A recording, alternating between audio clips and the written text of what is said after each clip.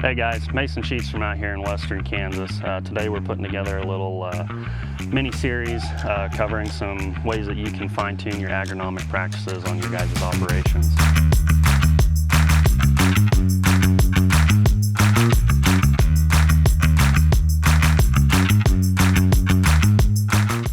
Hey guys, Mason Sheets here, standing out in an irrigated field today, and we're going to talk about just that, a little bit of irrigation.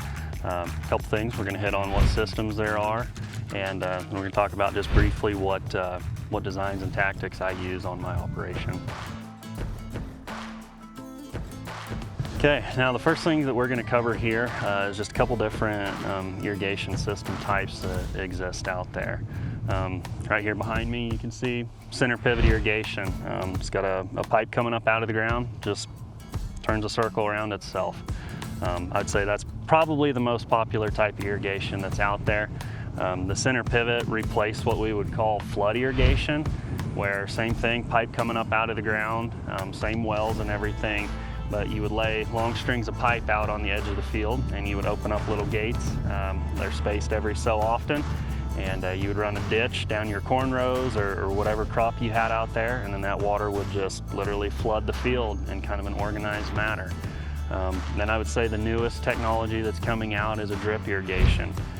That system is lines buried underneath the ground that the water is secreted through, a porous hose or pipe that's under there, and it irrigates right in the root zone.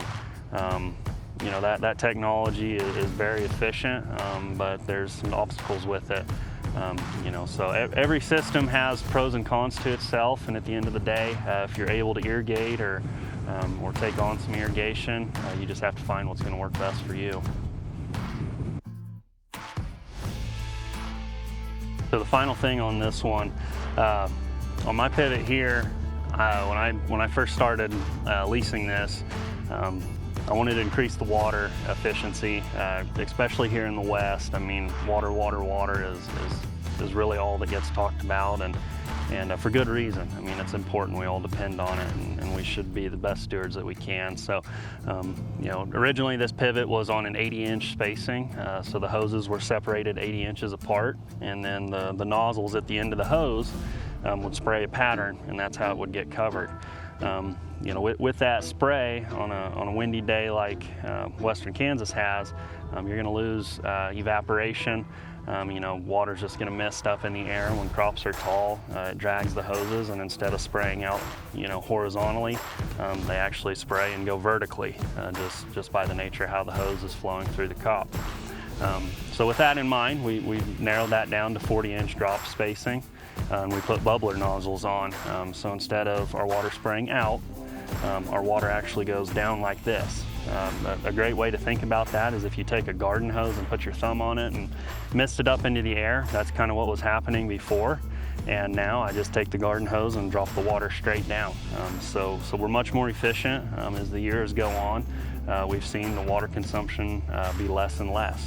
And then kind of the final piece of the puzzle that I put on there was the ability to control the pivot remotely from my phone. Takes a control box. I can monitor the pressure gauge at the end of the pivot to make sure that everything is working correctly. I know where the pivot's at. I know how much water it's putting on. If I want, I can start, I can stop, I can reverse the pivot, and in some cases you can adjust the amount of water you put on as well. So a combination of all these is what I use on my operation. It's what fits for me. There's a lot more technology out there, and so that's something that for your operation you might be able to do better for yourself there too. All right guys, thanks for watching this clip here on irrigation and some of our thoughts on that. If you like what you see, check us out on socials. We're on all the major platforms. Keep in tune for the next video coming up. Guys, thanks for watching the content so far. We've got a whole lot more on Facebook, Instagram, TikTok, YouTube. Subscribe there. We put a ton of content on there that's useful and applicable information to help on your farms and day-to-day life. So go ahead, hop over there. If you want more information, check us out there.